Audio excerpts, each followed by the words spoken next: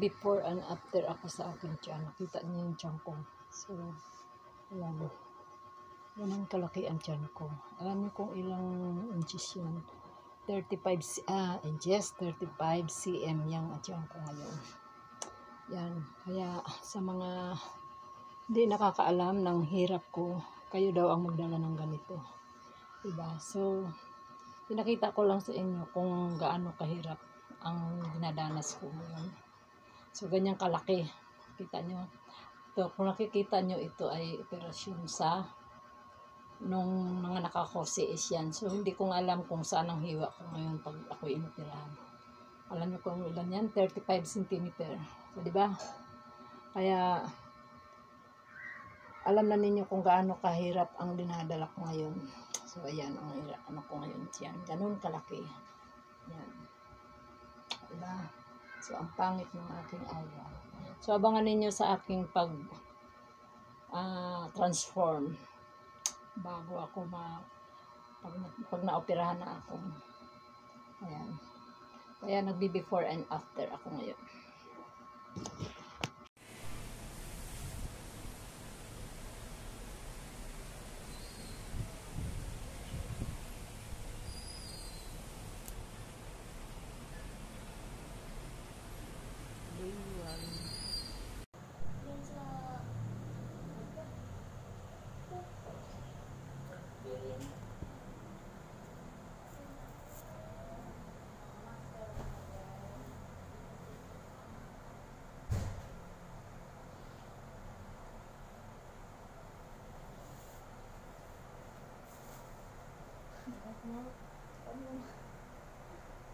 Takot ako eh. Hindi ako mo eh.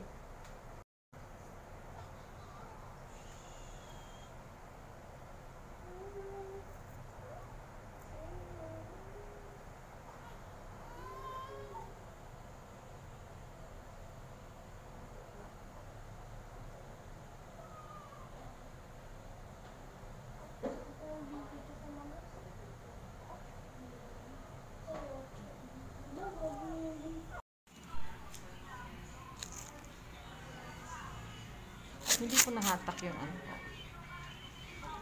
Baka itong yung lumabas yung fluid. Hindi naman po.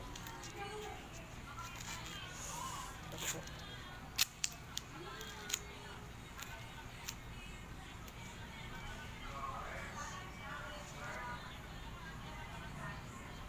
May silulit po ito eh.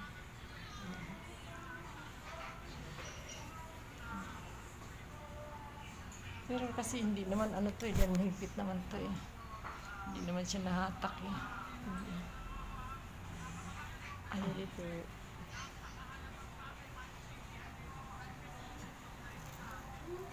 Obserbahan niyo po lagi siyang mababasa. Ay, nire-record niyo? Bawal record ah. Tinignan ko lang po.